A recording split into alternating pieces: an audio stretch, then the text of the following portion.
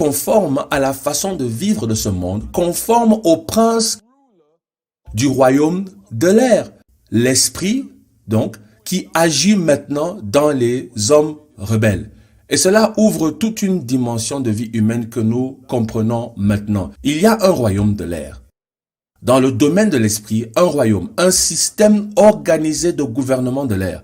Et nous, sur la terre, qui marchons dans l'offense et le péché, suivons la façon de vivre de ce monde et les voies du royaume de l'air. L'esprit qui agit maintenant dans les hommes rebelles, celui qui a été empuissancé et libéré au sein de nous lorsque l'homme a désobéi à Dieu. Voici un autre verset. C'est dans Éphésiens chapitre 6 au verset 12. Il dit: notre lutte ou notre combat, la lutte que nous menons n'est pas contre la chair et le sang, mais nous luttons contre les dominations, contre les autorités, contre les princes de ce monde de ténèbres, contre les forces spirituelles du mal dans les lieux célestes. Le voilà encore.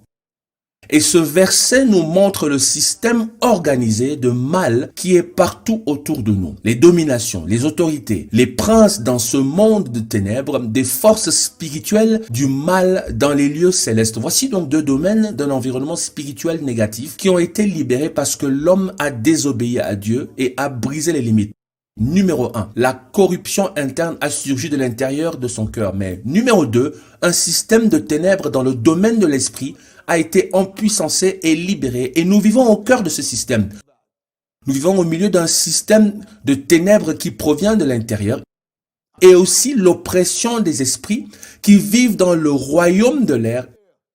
Et c'est la structure de la vie humaine. Dans Éphésiens 6, au verset 11 par exemple, voici ce qui nous est dit. Revêtez-vous de l'armure complète de Dieu. Et les gens se revêtent d'une armure pour se défendre. Vous mettez une armure pour faire deux choses. Un, pour vous permettre de combattre avec succès. Et deux, pour vous défendre. Revêtez-vous de l'armure complète de Dieu afin de pouvoir tenir ferme contre les ruses du diable. Ce mot ruse signifie ses dispositifs, ses astuces, ses pièges ou ses moyens de séduction.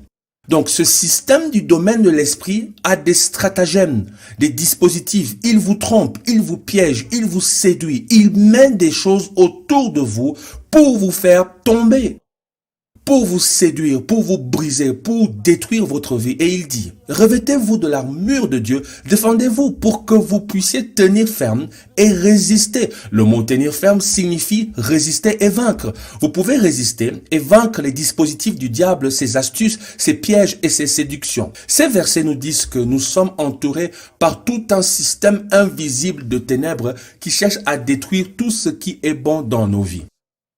Et c'est ce que la désobéissance à Dieu a libéré sur nous. Voilà donc la situation.